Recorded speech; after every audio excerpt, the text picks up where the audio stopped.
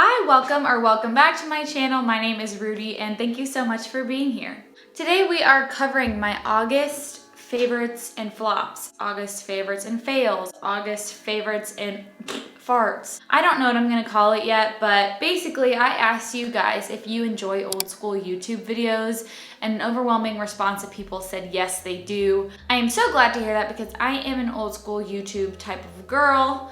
Not only do I want to make favorites and fails videos, empty videos, anti-hauls, those are my favorite types of videos to watch. Don't forget to subscribe today and also let me know down in the comments if you guys have tried any of these products. There are a few that I'm on the fence on, and so let me know how you guys like them or if they've worked for you. Let's go ahead and jump in.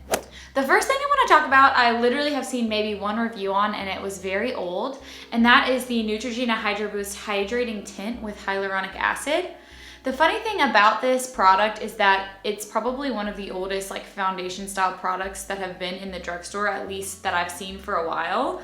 And the reason that I got this is that I was looking for a coverage product that wasn't completely a foundation and wasn't a BB cream, if that makes sense. I was looking for something to apply to specific areas of my face to blend in with my skin tone so that I could cover the redness on my cheeks and chin, but not cover my forehead. I could set it with a powder, but I didn't need to, and I literally have not been able to find a product like that until I found this. This is a drugstore product, like it was maybe $7 or $8, and I just feel it does a really good job, especially on oily skin. It's funny that it says that it's a hydrating tint because it's pretty drying, to be honest with you.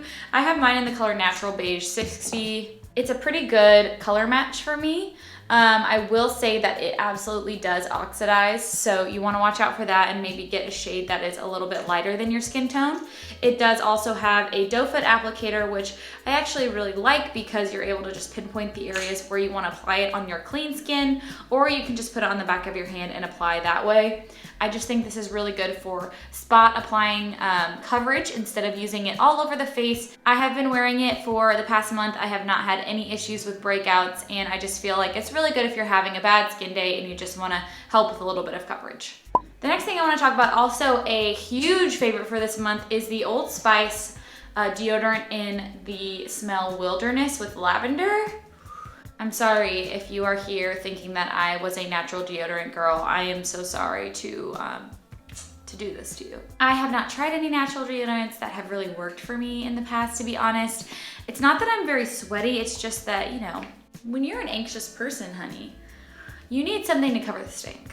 Let's be honest. I was using a Dove spray deodorant, which I talked about in an empties video recently. I can link it up above.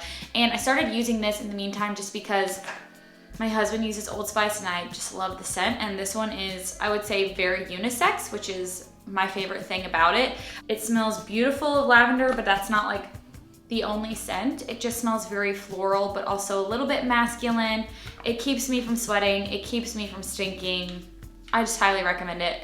If you're on the natural deodorant train, obviously I don't think you're gonna like Old Spice, but if you're a stinky girl and you're looking for something a little bit feminine, but you want to cover the stink, this is it. Hashtag cover the stink. Let's talk about a big old floppity flop, which I mentioned in my Sephora haul video, and that is the Liquid Light Serum Highlighter from Ilia Beauty.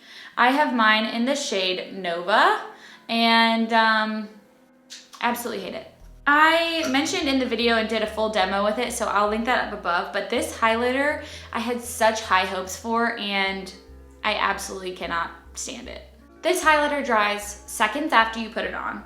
It is nearly impossible to get it to look natural, and the color is just like so patchy.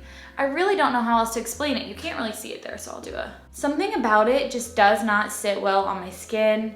It really draws attention to the texture on my face, and because it dries so quickly, it leaves weird splotches under my makeup. It's really unfortunate because this is a very expensive highlighter, but I just don't like it, you guys. I don't know. If you've had a good experience with it, let me know. We're gonna talk about another Ilia product here in a minute that I absolutely love, but I don't think it's worth it. If you're looking for a nice serum or liquid highlighter, I would recommend the Hollywood Flawless Filter by Charlotte Tilbury or the The Tarte Shape Tape Glow Wand, those are amazing. They are very close to your skin tone, so they're not gonna stand out as much as this. I just put way too much on my hand, look at that. But still, no, don't like it, don't like it. If you like a more really bright highlight, this might be for you, but it doesn't blend well, so no, it's a no for me, dog. Let's talk about a skincare product that is sort of in between a favorite and a flop right now. I'm really not 100% sure how I feel about it yet, so let me know if you guys have used this. This is the Centella Unscented Serum by Purito. That is a Korean skincare brand. I posted asking if you guys had tried this, and a lot of people were interested in a review and interested in using it. It has an amazing consistency, super lightweight, but very hydrating serum. The only thing that I've noticed about it that would make it a flop is that I did experience a little bit of irritation on my cheeks the morning after using this for about a week. So I stopped using it and I noticed that those were going away.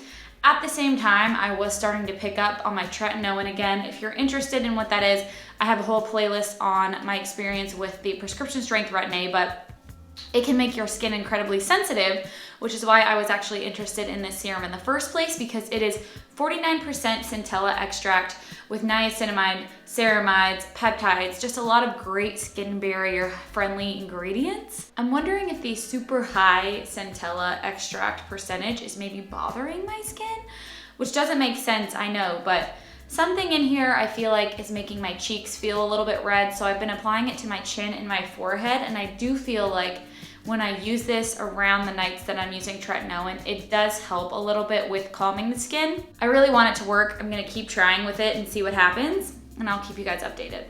Something I am really, really loving as I am trying to go on more walks and sort of pick up my workout routine, because I don't know about you guys, but in quarantine I've been lazy. Really, really lazy. I really need to get back into a routine with working out, because I used to go to the gym and to classes, and I haven't been doing that obviously since things have been shut down. So I decided to buy some cute workout clothes to sort of inspire myself, and this has absolutely been my favorite piece. This is a workout dress from American Eagle. I'm going to put a few pictures in on the screen so you can actually see what it looks like, but this is the cutest and most comfortable workout outfit that I've ever had. So it is a short little dress with an open back, which is so cute.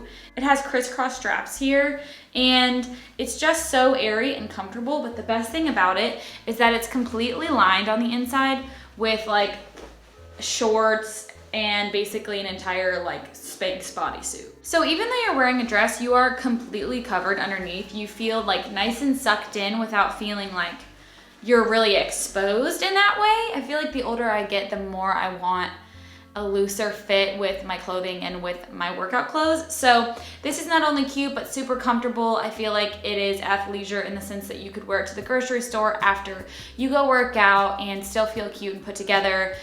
This is also a dupe for the Outdoor Voices workout dress, which I also have and I think is really, really nice, but this is about half the price and it has a very similar look. So I will link that one and the Outdoor Voices one below. Highly recommend it, especially as summer is coming to an end. It could just be something to get before it gets a little chilly out.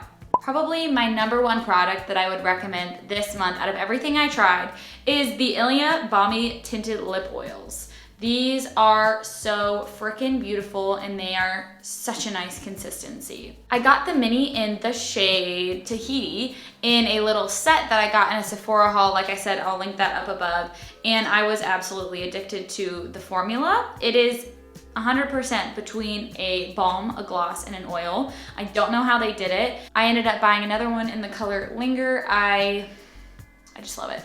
I am wearing Linger today. I'll put a little bit more on so you guys can see. At shade. It feels so nice. I'm not a huge gloss person typically because I don't like really sticky lips, but because these are more of a balm, they really don't leave like any residue or stick to your lips. They just feel very comfortable, very light, but they have great pigmentation with color. So this one here is in the color Linger. It's more of a pinky mauve berry shade. And then Tahiti is more of a reddish true coral. I'll leave some actual swatches somewhere in here so you guys can see it in good lighting, but highly, highly recommend these. They leave your lips feeling really plumped and moisturized, but also leave a nice stain color when they start to wear off without leaving that butthole mouth, if you know what I mean. So really, really love them. They are a little bit pricey, but to be honest, I have not found a formula quite like this before. All right, so fail, an unfortunate fail, is the Misha Perfect Cover BB Cream. I have mine in the color number 25. I really wanted to like this, you guys. I typically like a lot of the products that Jessica Braun recommends. The only problem is she does not have sensitive or acne prone skin. I just like the looks that she achieves with her products. So I'm realizing I need to be a little bit more picky about you know, what I buy from certain people depending on their skin type and what they've recommended. So the Misha Perfect Cover BB is a foundation. I just want to put it out there. It's not a BB cream. It has pretty high coverage, and I find that it stays really tacky and doesn't set very well.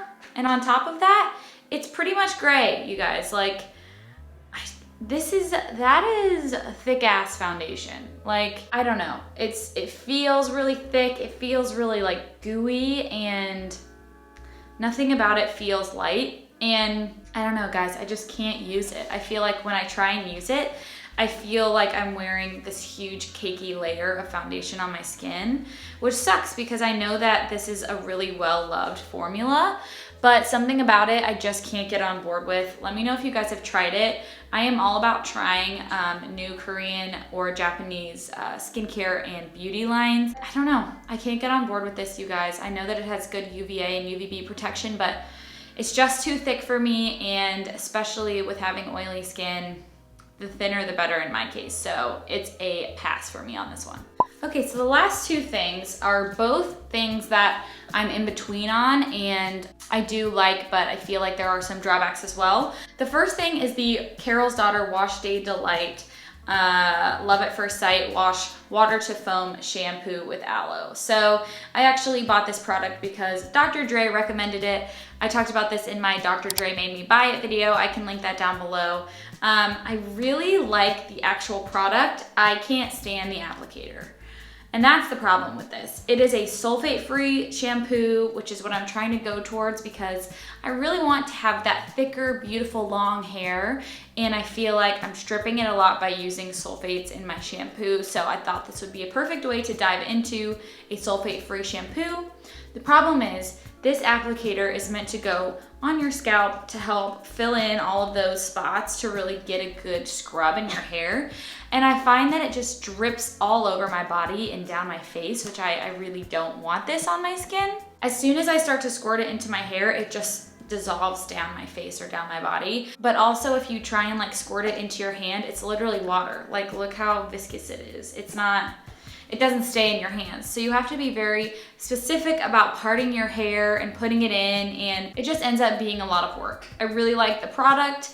I'm not sure that I will repurchase. I'm probably gonna try a few other sulfate-free shampoos first. So if you have a recommendation of a good sulfate-free shampoo, leave it down below. I have very oily and fine hair and it is super straight. So any recommendations will be great. I am gonna use this up, but it's just such a pain with this applicator that I'm probably not gonna repurchase it.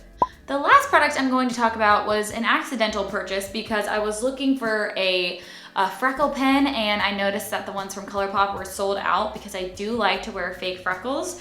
And everyone and their mother has talked about, oh, look at this, look how tiny this is. Is it even gonna pick it up on camera? The Freck Beauty, the original Freck. And I literally was looking at this, added it to my cart to see what the shipping cost would be, and accidentally bought it. And it's a little late to turn back now. So here's the tea. I really do like this. It definitely works, but guys, look how freaking tiny this is. Like if I drop this, it's over. It's literally over. So how you use this is you take a couple dots. Let's say you're doing 3 at a time. It basically dyes your hand or your skin, and you take it and you make little copies of the dots. And it totally works. It's a very realistic freckle.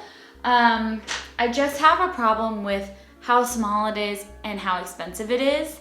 I'm also wondering if that may be the reason that I was breaking out and not the Purito, because it was only on my cheeks right here that I was like starting to see some irritation and redness. And I was like, okay, what have I changed up? I've added this serum in and I started putting fake freckles on my cheeks. So since then, I've basically just been applying it to my nose. I do have a few on today. You probably can't see because we're in pretty studio style lighting, but I do like it. I'm figuring it out. I do like it, but I feel like once Colourpop comes back in stock with their pens, which are only $8, I'll probably pull the plug on those because this is like $25. This is the tiniest makeup I've ever owned in my life. Let's see how much is in it even. 0.045 fluid ounces. That is freaking tiny. So I know it works and I really like it, but I don't know if I can pay like $30 for that tiny little thing. Okay, the last flop that I want to mention, I actually don't even have it with me because I returned it and I just did a full review on it like literally earlier this week, which is the M Cosmetics Color Drop Serum Blushes. I will leave that review up above and in the description box below. Moral of the story, if you don't want to watch it, I was not a fan. I think that it made my skin feel incredibly oily and it really emphasized the size of my pores. But if you are someone who enjoys not wearing makeup but is looking for like a little something to bring a little bit of life to your face, you might really enjoy it. Just know that it does not dry down, and if you're wearing makeup underneath it, it is going to mess with that and sort of emulsify it. Personally, for me, as someone who likes to wear a little bit of an in-between type of look, it wasn't my favorite, and that's okay. Not everything is made for every skin type, but I still love M Cosmetics. I'm really excited to try some more of her products, but the serum blush was just not for me. I have a few other favorites that I've used this month, but I'm actually going to do full reviews on them sometime in the next few weeks. We're also gonna go over my fall FabFitFun box, go through each product. I just feel like they do a really poor job of picking out skincare, so I wanna go through it and let's look at those products together and break down what actually might be good. It's probably not a lot. Like I said, let me know if you guys have any questions on any of these products. I'm happy to answer any questions or do a full review on anything that we talked about today. Otherwise, I will see you guys in the next one really soon.